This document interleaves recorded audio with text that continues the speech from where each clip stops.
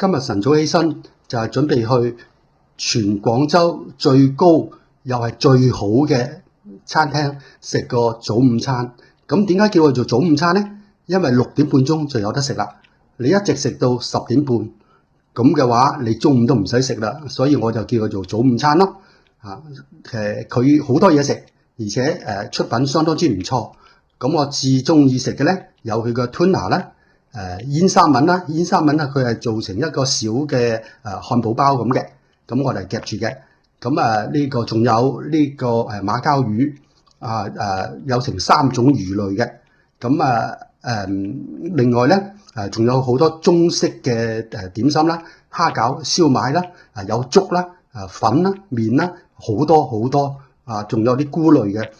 咁其中蝦餃燒賣咧，你就要叫嗰個服務員同你落單，咁佢就會上俾你噶啦。佢係即點即做嘅。咁其他嘅咧就係自助形式，你自己攞咯。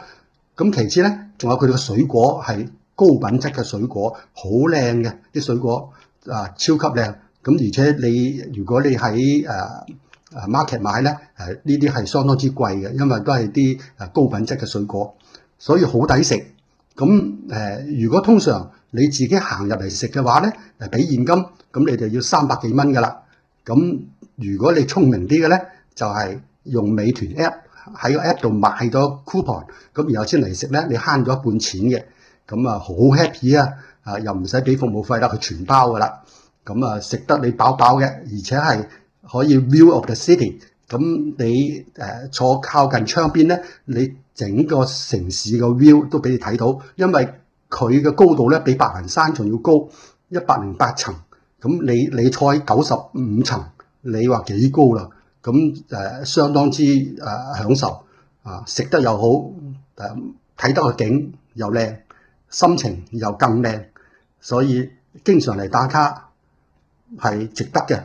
佢唔算貴啊！如果你喺美團買券，一啲都唔貴。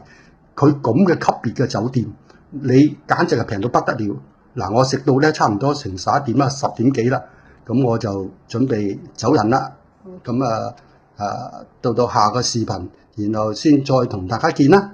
咁如果你唔想錯過我每一個視頻咧，咁你就訂閱免費嘅，你撳一撳個訂閱咁你就可以準時收到我每一個發上去嘅視頻，咁你就唔會錯過廣州嘅美食啦。好啦，係咁啦，拜拜。